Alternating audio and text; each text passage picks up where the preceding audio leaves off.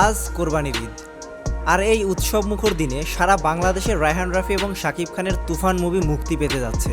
যেই মুভি নিয়ে শাকিব খানের ফ্যান থেকে শুরু করে সকলেই অনেক আশাবাদী। বাংলাদেশে এত বড় স্কেলের মুভি এর আগে দেখা যায়নি। এই সব কিছুর মধ্যে আরেকটা সুসংবাদ যুক্ত হয়েছে।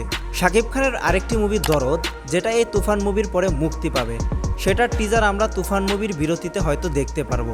অর্থাৎ সিনেমা হলে দর্শকদের মাঝে উত্তেজনা আরও কয়েক গুণ বেশি বেড়ে যাবে।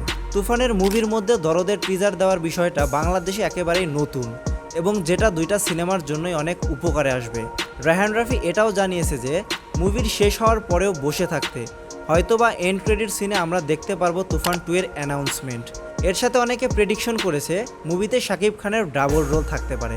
আর তুফান মুভির আসল ভিলেনকে আমরা এখনো দেখিনি, অর্থাৎ সিনেমা হলে একের পর এক সারপ্রাইজ আমরা পেতে থাকবো। তুফান মুভিতে শুরুতে আমাদের গল্পটা এনগেজ করে রাখবে, তারপর আমাদেরকে ভিলেনের সাথে পরিচয় করিয়ে দেওয়া হবে। বিরতিতে আমরা দেখতে পারবো দরদের ট্রিজার, এবং সবার শেষে ক্লাইম্যাক্সের পরে আমরা দেখতে পারবো এন্ড ক্রেডিট সিনে তুফান 2 এর অ্যানাউন্সমেন্ট। এই সব কিছু যদি একটা সিনেমাতে হয়, বাংলাদেশের বক্স অফিসকে একটা নতুন দিগন্ত দেখানোতে কেউ থামাতে পারবে না। ফার্স্ট ডে ফার্স্ট টিকিট কাটা সম্পূর্ণ হয়ে গিয়েছে।